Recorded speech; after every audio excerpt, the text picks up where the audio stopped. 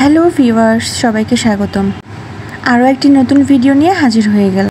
আজকে আমি রান্না করছি করলা ইলিশ। এই জন্য প্রথমে আলু ও করলাকে ভালো করে কেটে ধুয়ে নিয়েছি। এবার মাছ কাটার পালা। এরপরে চলে গেলাম ইলিশ মাছ কাটতে। প্রথমে ইলিশের আঁশগুলো ছাড়িয়ে নিতে হবে। ইলিশের আঁশ ছাড়ানো খুবই বেশি সহজ। বটির সাহায্যে খুব সহজেই ইলিশের আঁশগুলো ছাড়ানো যায়।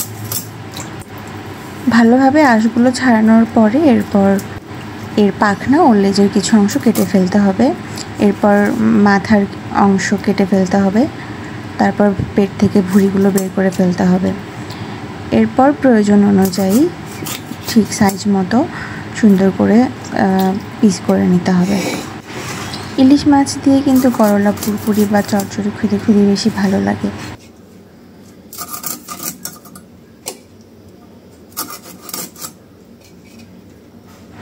তারপর এই যে ইলিশ মাছগুলো পিস করা হয়ে গেছে, এখন এগুলো দিয়ে রান্না করার পালা।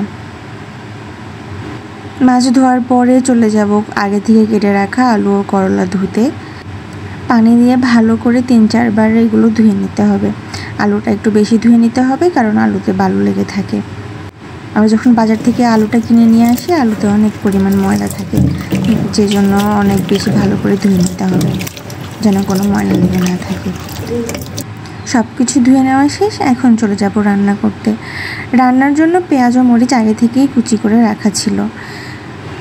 এরপর একটা হাঁড়িতে কুচি করে রাখা পেঁয়াজগুলো দিয়ে দিব। এরপরে মরিচগুলোও দিয়ে দিব। এরপরে পরিমাণ মতো লবণ ও হলুদ দিয়ে ভালোভাবে মাখিয়ে নিতে হবে।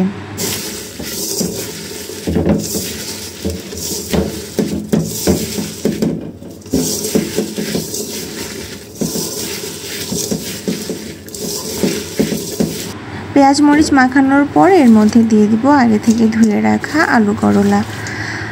আলু করলাগুলো দিয়ে আবার এগুলোকে মাখাইতে হবে। যত বেশি মাখাবো তত বেশি স্বাদ হবে।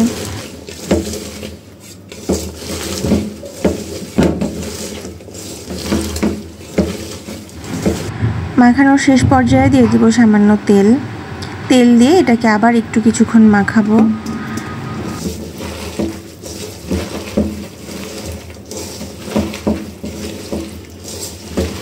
এরপর এর ভিতরে মাছগুলো দিয়ে আলতো হাতে নেড়ে দিব।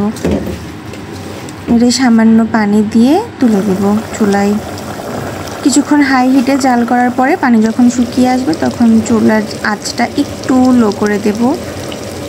তারপর অপেক্ষা করব হয়ে যাওয়ার।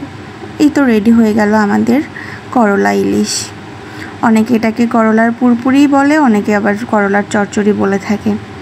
আপনারা কে কী নামে ডাকেন অবশ্যই কমেন্টে জানাবেন। ধন্যবাদ সবাইকে।